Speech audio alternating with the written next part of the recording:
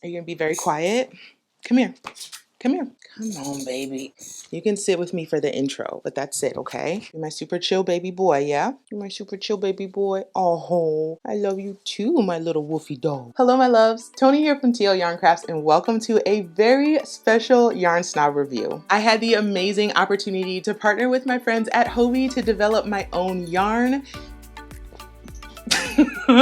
One more time. I had the amazing opportunity to partner with my friends at Hobbii to develop my own yarn. It's called Happy Place and it debuts on September 1st. To get us all ready for the Happy Place party, I am breaking it down yarn snob style. I'm going through every aspect of this yarn, from the weight to the fiber, the price, the colors, and a bunch of project suggestions to determine if Happy Place deserves to be in your stash. And of course, I am giving you my rating of 1 out of 10 hooks. Now, if that sounds like a good time to you, please hit that like button and consider subscribing to my channel. I want to give a huge thank you to everyone who's already supported this pre-launch. As of recording this video, we have over 9,000 friends on the VIP mailing list for Happy Place. Now, if you want to be in the running for some really cool giveaways as well as some exclusive details, make sure you're on that list as well. I've got a link to it down in the description. Now, as usual, we do have some bills to pay, starting with today's video sponsor, Skillshare. Hey honeybees, I am so excited to partner with Skillshare once again. If you didn't know already, Skillshare is a learning community for the curious and the creative. Millions of members visit this video workshop platform to learn everything from design to illustration, photography, and even creative writing. Skillshare's on-demand resources are there to fit your schedule and skill level regardless of where you are in your creative journey. With so many of us branching out to explore our creative careers with zero entrepreneurial experience, we do find ourselves facing some of the more difficult parts of running a business, including how to price our work.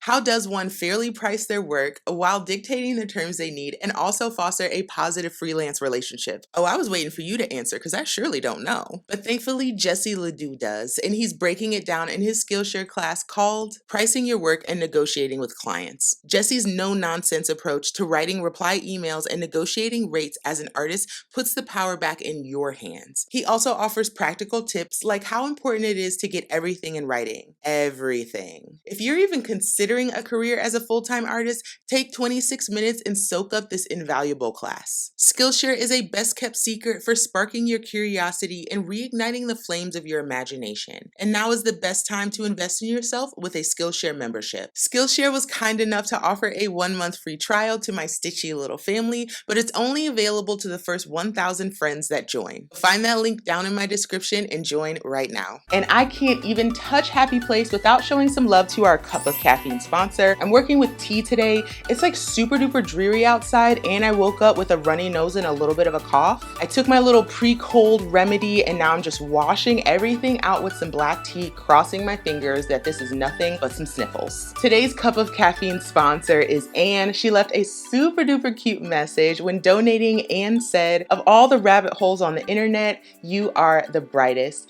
And you have no idea how sweet of a message that is. The yarn space, the crochet space is so niche, and the fact that you found me is honestly amazing. Thanks so much for the support and for watching my videos. And if you like my videos and want to support my channel, buy me a coffee. Who knows, I might shout you out in the next one. Now let's talk Happy Place. Now, if we're gonna talk Happy Place, we have to start with the name. It was honestly the catalyst for this entire project and one of the few things we had figured out at the very beginning. Happy Place embodies this vision we all have for yarn to transport us to the place of bliss while honoring that that place might look a little different for every maker. Regardless of the craft that you do, the projects you like to make, or the colors that you like to use, Happy Place is here for the ride. I have to give some big love to my main man, Daniel. He is the designer over at Hobbii. He developed the illustration, the assets, all of the color schemes that are part of the Happy Place launch. The soft peachy pink fading into blue on the label is the perfect marriage of our two brands. My favorite part of the label has to be the illustration. So I sent Daniel this photo right here and he turned it into this illustration. I have to say, I think he did a pretty good job, but I would love to know what you think. Next, let's take a closer look at the information on the label. You're getting a whopping 273 yards or 250 meters in the 100-gram ball. This yardage puts us on the lighter side of DK or 8-ply for my international friends. yarns. So let me break that down a little bit for you. So back in the day, fingering weight or sock weight was the easiest yarn weight to find. Knitters would sometimes hold that sock weight yarn double for thicker projects. Thus, when a single strand of that weight came out, it was called double knitting,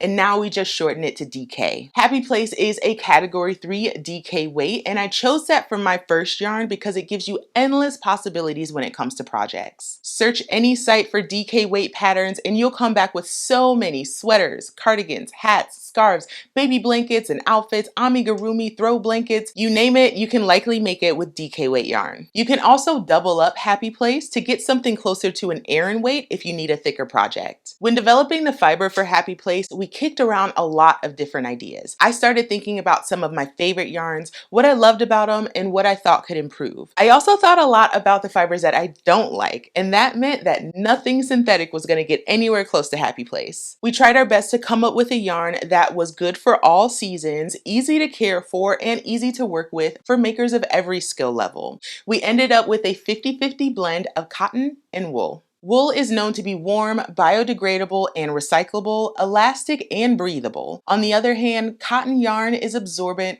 durable, wildly soft, and great for sensitive skin. Together, these characteristics balance out each other, creating a yarn that is undeniably soft, easy to care for, and feels amazing even on sensitive skin. Now, as a yarn snob, you know that I go pretty hard on cottons, so you might be wondering why I chose to put it in my own yarn. There are lots of different cotton fibers out on the market right now, and each has its own set of characteristics, positive and negative. The cotton used in Happy Place highlights the characteristics that I love, softness and durability, while complementing wool's natural drape and also counteracting its tendency to felt and shrink. But more on that later. Here's a quick lesson on yarn construction. When yarn is created, giant bundles of fiber are spun into thread. Threads are twisted together to make them stronger and more durable, and that process of twisting threads together is called plying. A yarn's ply refers to the number of threads that are twisted together and usually ranges from 1 to 12 plies. Now, there was a time when all yarn threads were made to about the same thickness, so the number of plies correlated to the thickness of yarn. For example, a 4-ply yarn was made up of 4 strands twisted together. Now, with advancements in yarn manufacturing, that's really not the case anymore. Machines can pump out yarn strands of any thickness. So while ply doesn't relate to weight quite so much, there is some valuable information to pull from the way a yarn is plied together. Now, when it comes to Happy Place, we're not working with 1, not 2, not 5, not 12. We are working with 16 plies. Here's how that's broken down. First, we take a strand of cotton and a strand of wool and twist them together. That's 2 plies. Then we take 2 of those and twist them together, giving us 4 plies. And finally, 4 of those 4-ply strands are twisted together, giving us a final yarn with 16 plies. Now, I've seen 10 and 12-ply yarns before. They're nice and light and lofty, but sometimes they're prone to splitting. With Happy Place, giving that interim step of twisting those 2 plies into 4 plies, it makes sure that splitting is not an issue. It's just one of those extra steps that we took to make sure this yarn was perfect. Even with all those plies, this yarn is incredibly smooth, and there's no distinguishing difference between the feel of the cotton versus the feel of the wool. They really do meld together, creating almost like this whipped texture that's really hard to describe during a video, but you'll have to feel it to know what I mean. There's also a slight halo from the cotton that adds to this cozy factor and further accentuates the dimensional color within the yarn. As a crocheter, of course, I had to consider an S twist versus a Z twist when it came to developing Happy Place. Classically, a Z twist is more crochet friendly, but we decided not to go that route for a few different reasons, the main one being that it would have driven up the price. But again, given the way this yarn is plied, that S twist is not going to be a problem for us. And now we're getting to the fun part, the colors! Oh! Okay, one of the things that I love the most about trying a new yarn is building color combos, and I find myself gravitating towards yarns that have enough colors to meet my moods and different project ideas. And that's exactly what you get with Happy Place. Now, being a shoot for the moon kind of person, I sent Hobbii 40 different colors originally. They narrowed it down to 25 and then sent the palette back to me to drop it to a further 20 winning colors. The result is this fresh, modern palette that screams artful sophistication. The solid line was an attempt to dye the wool and cotton the same shade, while the melange was created by dyeing the wool and leaving the cotton bare. When developing the colors, I was really inspired by the artful use of neutrals in like that Japandi decor style, and I wanted to marry that with my crafty boho chic vibe. All right, lovelies, the moment you've been waiting for. Without further ado, let's take a closer look at every color in the Happy Place line. Here's Almond, a bright off-white that works well as an accent for stripes or on its own for a super clean aesthetic. Next is Sand. As the name suggests, it's a light sandy color with yellow and brown notes. Then comes Sunshine, a sunny yellow that reminds me of whipped butter. I envision this as a pretty spring dress or the perfect gender-neutral baby blanket color. Sunshine is followed by Ochre, a rich shade that's a perfect intro to those wary of using yellow. If you love plants, this color is going to match your green girls perfectly. Next, we have Peach, which is a staple in any spring-themed color palette. The warm undertones of the solid pair perfectly with the softer notes of the melange. While this color is called Pumpkin, shade 08 feels like a vibrant carrot to me. It'll draw your eye in any palette, so consider balancing it with its toned-down melange or another less saturated color. An equally vibrant color is Red Delicious, which is giving blood orange meets tomato soup. It's my second favorite color of the collection, and it's the shade that made me really appreciate the color red. Next is Red Velvet, a smoother red color with notes of yellow and pink. If you like your reds more on the chill side, this is the way to go. Now, Blossom is hands down my favorite color in the entire collection. The solid blends cream, pink, purple, and maroon for a shade reminiscent of a beloved childhood doll, and the melange is the perfect accent, bringing fresh flowers and new beginnings to mind. Then there's Aubergine. Don't you just love saying that? Aubergine. It's a deep wine purple. I've never really been a purple person, but I knew there needed to be one in this palette. We found a purple that's neither too warm nor too cool, making it flattering for your wardrobe or your decor. Now, every palette needs a good set of blues, and mine starts with Blueberry, which is a sultry navy color. It's followed by Sky Blue, a pale blue that looks similar in the solid and the melange. Put Sky Blue and Sunshine together for a winning pair. Straddling the line between blue and green is Petrol, a denim color that is to die for. Now, I ended up giving everything that I had to my maker friends, and the homie Kay shows hers on an Instagram post. Make sure you follow her for a closer look. Next is Aqua, a green so vibrant it makes me think I'm back in St. Lucia. It's a punchy color that works well as an accent for more neutral palettes. Then comes Hunter Green, which falls somewhere between moss and a grass green. Its organic feel brings out your inner earth goddess and matches with other shades for heavy botanical vibes.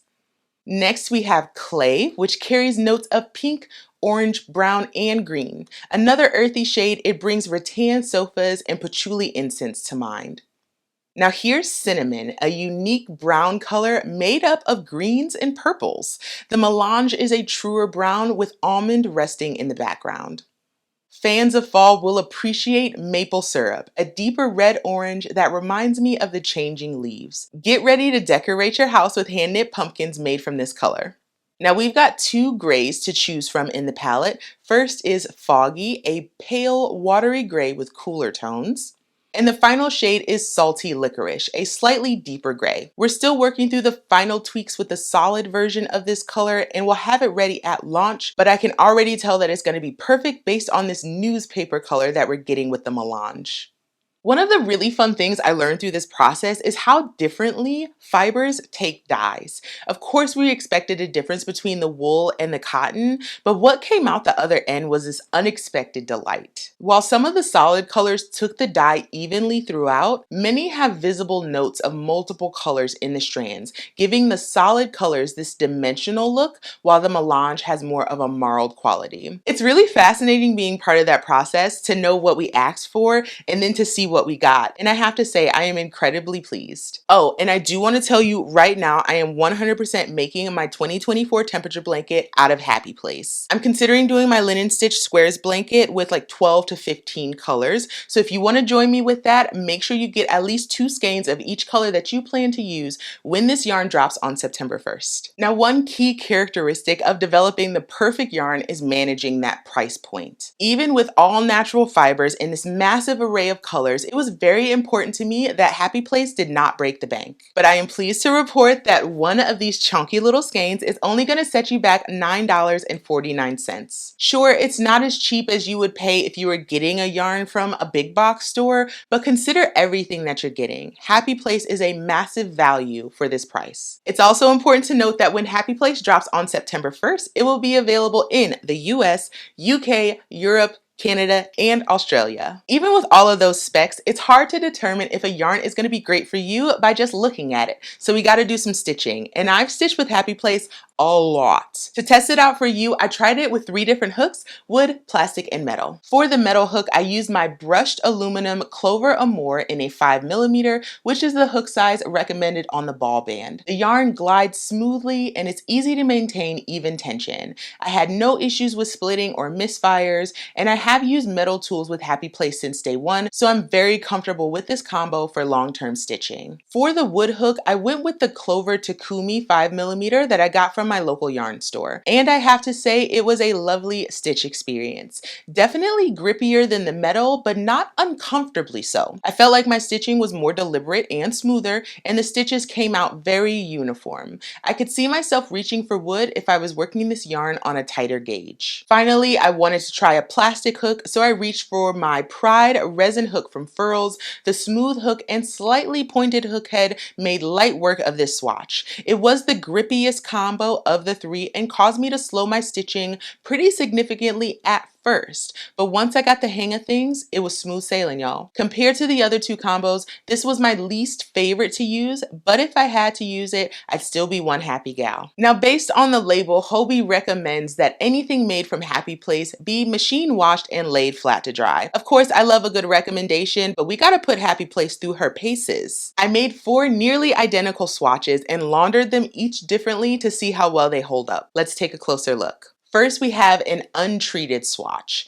It feels soft and lofty just like it does in this skein. It's curling a bit in the corners as is customary with crochet. On a scale from 0 to silk, I'd have to give the drape a 4 out of 10, and the halo fuzz is pretty minimal. Here's a sample that I pinned and steam blocked. You can see that the corner curling is nearly non-existent and the stitches are uniform with great definition. The drape is a smooth 7 out of 10 with a good bit of structure still in those stitches. This swatch went through the washing machine with Tide detergent and a bit of white vinegar instead of fabric softener, then it was laid flat to dry. The swatch maintained its softness, though it did lose a bit of its luster. The colors are a touch washed out, but the fabric does have pretty remarkable drape, closer to an 8 out of 10. This final swatch went through the same wash cycle, but was also put into a hot dryer with the rest of my clothes. You can see that it shrunk and the individual stitches bloomed quite dramatically. You lose a fair bit of stitch definition, and my guess is that the cotton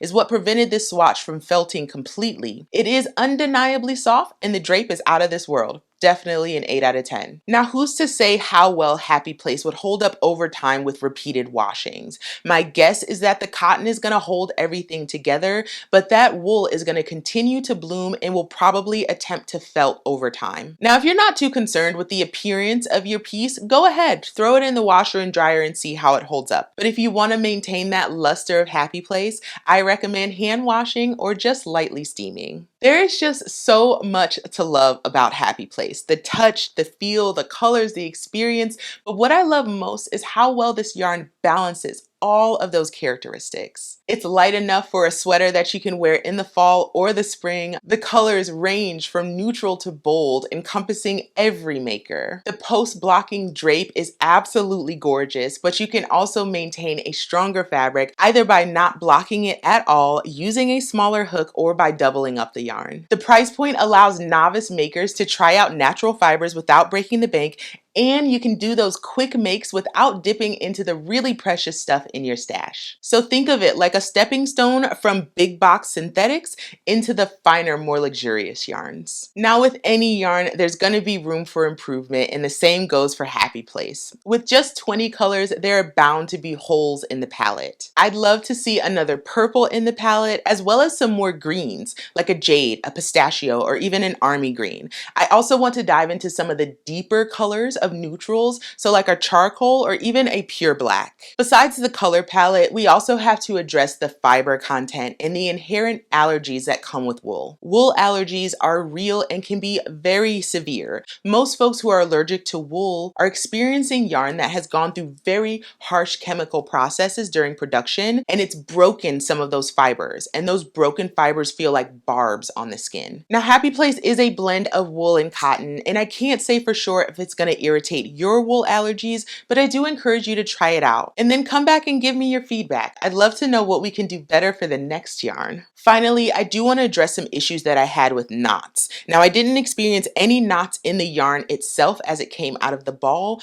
but I do find that sometimes it's tricky to start a center pull with Happy Place. You get a little bit of yarn barf, and since this yarn is so soft, it tends to knot on itself. So just be very patient if you're going to go center pull or just pull from the outside. Even with all that said, you know I'm giving Happy Place a 10 out of 10 hook rating. It is buttery soft, comes in gorgeous colors, and it is a pure joy to stitch with. Now, Lord willing, this yarn is going to be a staple at Hobbii, so you'll be able to try all the colors on your favorite projects for years to come. But that all depends on us. We have to show up at the launch of Happy Place to show Hobbii how much we want to keep this yarn on the shelves. So start planning your projects now, get your shopping list ready, and make sure you join the launch on September 1st. So if you need some project ideas for Happy Place, get excited for the 8 exclusive and free patterns that will be available on launch day. I'm going to end this video with a cute little montage of a few of those projects, but you will need to join the VIP email list and follow me on Instagram if you want to get a closer look